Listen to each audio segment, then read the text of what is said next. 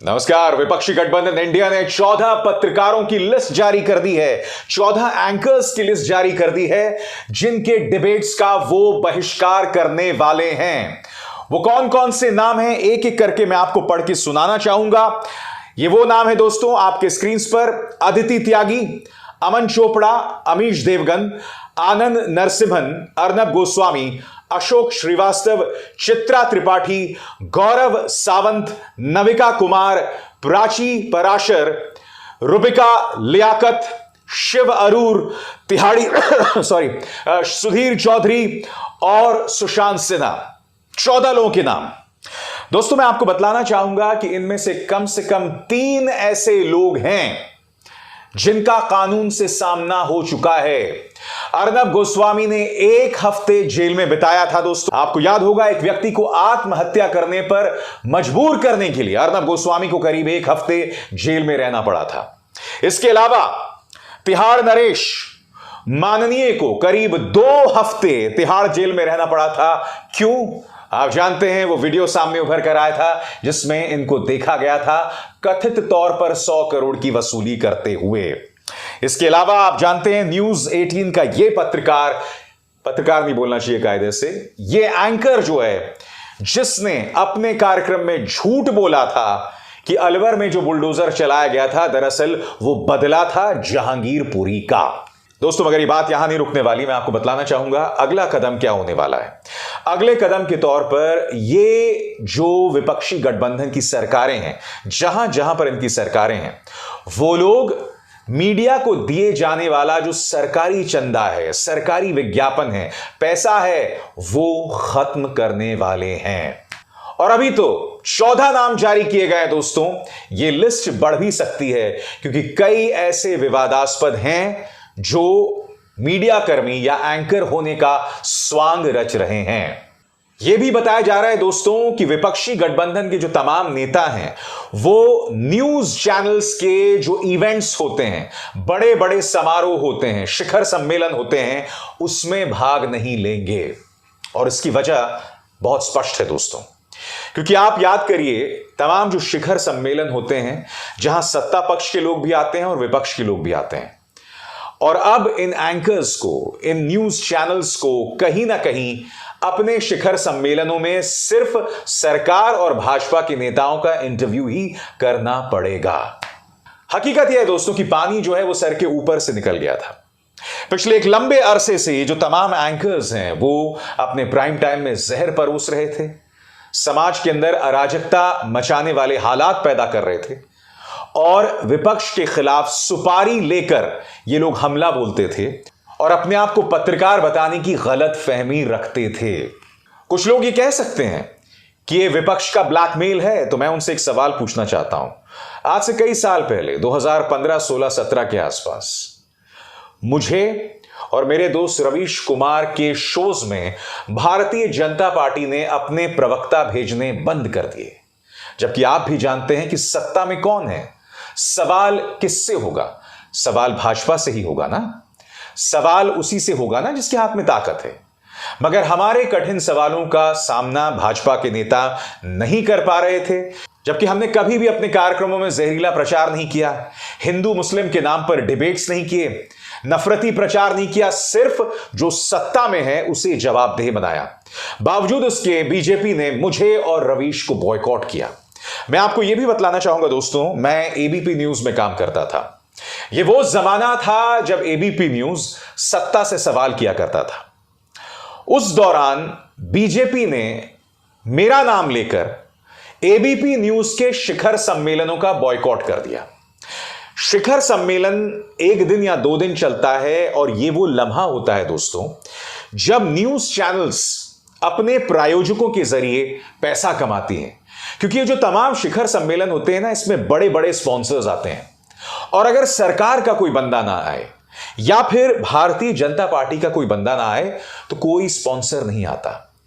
यानी कि अगर कोई चैनल शिखर सम्मेलन ना कर पाए तो न्यूज चैनल को करोड़ों का नुकसान होता है।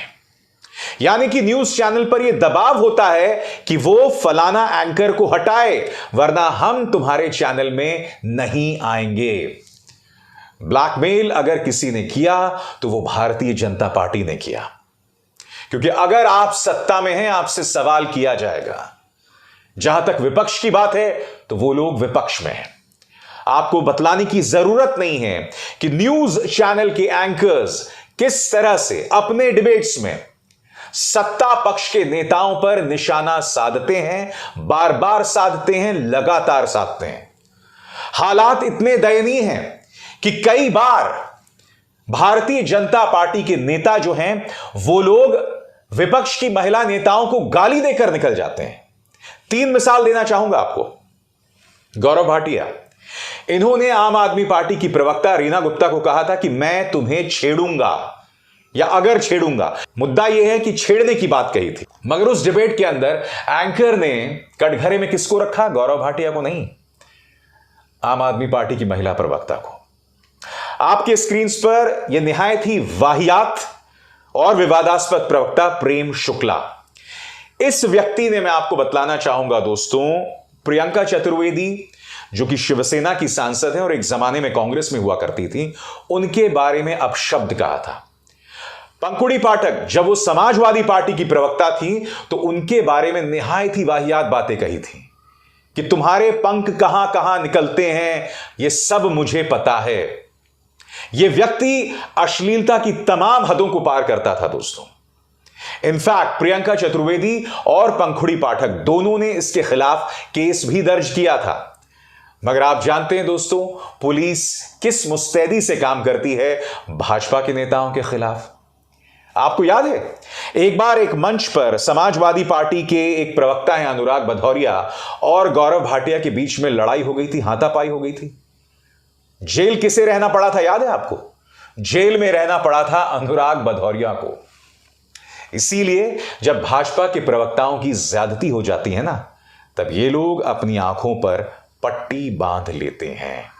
मैं एक बात स्पष्ट कर दूं, मैंने हमेशा से पत्रकारों के बॉयकॉट करने के मुद्दे का विरोध किया है, मगर ये मुद्दा या फिर ये लोग पत्रकार कहां हैं? इससे पहले ये जो तमाम पत्रकार हैं, जो 14 पत्रकार हैं, इनके कई कार्यक्रमों के स्क्रीनशॉट्स और मिसालें मैंने आपके सामने पेश की हैं, जब इन पत्रकारों ने अपने कार्यक्रमों में झूठ बोला था, जहर उगला था।